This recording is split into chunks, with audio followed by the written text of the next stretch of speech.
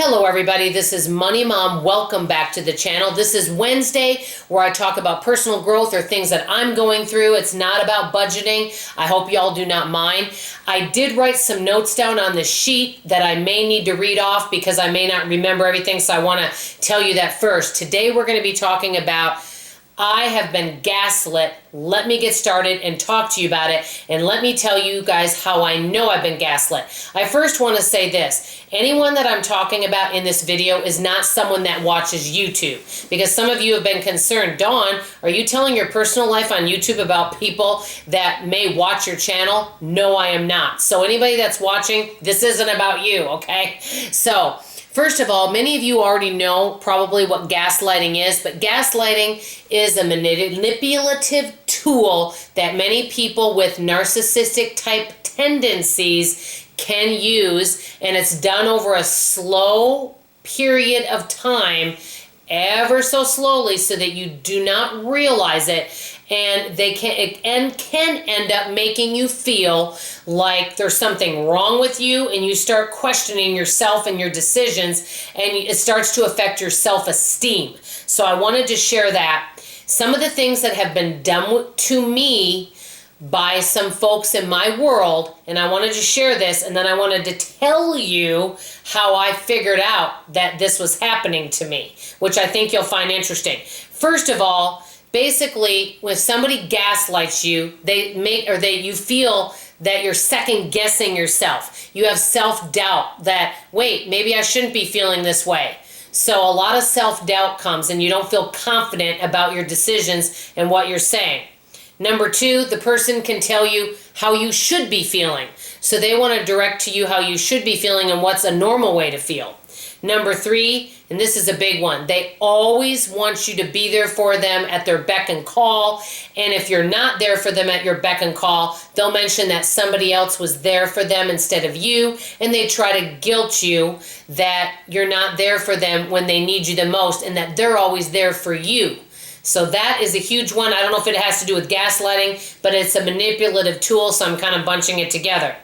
Now, and then the next one is they remind you of all your past mistakes. They have a good memory, and they remind you. But the thing is they may exaggerate them or bring up false things. And because maybe you haven't always listened, you may actually believe them. So it may be things that are true, but it may not be. And so you kind of get to where you don't know what's true and what's not true in the relationship. This is a huge one.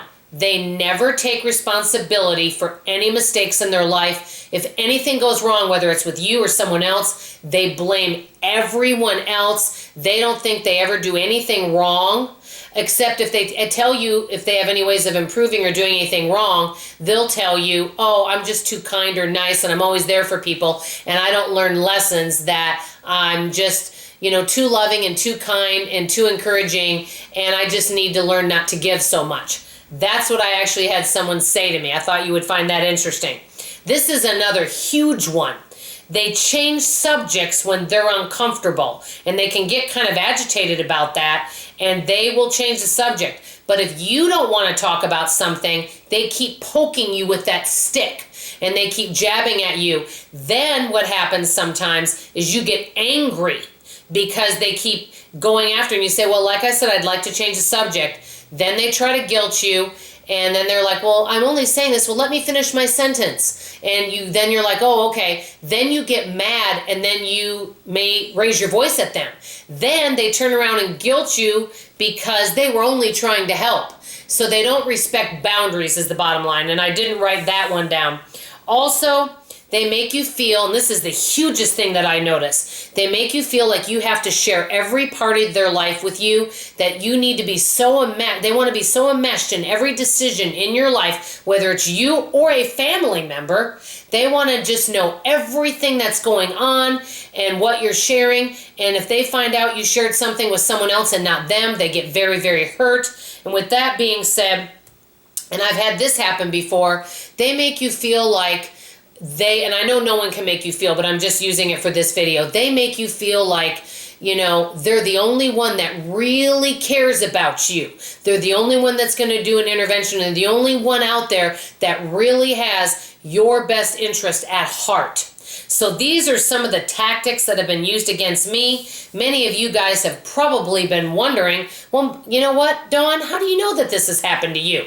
And you guys know that I'm working on my, quote, disease to please and having more time for myself so I can work on goals and things rather than taking all these social calls that take up a lot of time for people that are what I call energy vampires. Guess what? Guess how I actually figured it out?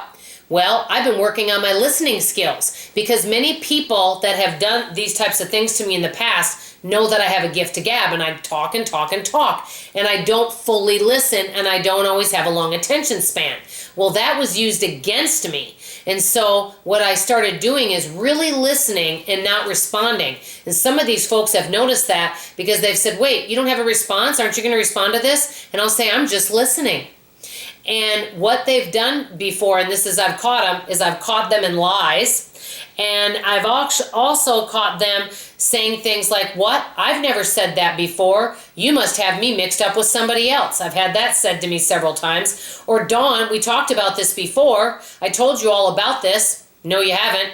Things like that. So basically, how I've discovered all this is I've really been improving on my listening skills when I'm talking to certain folks.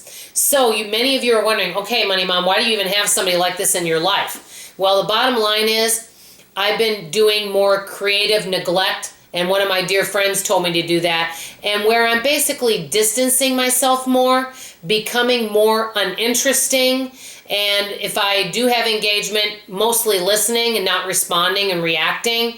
And that's basically what I'm doing.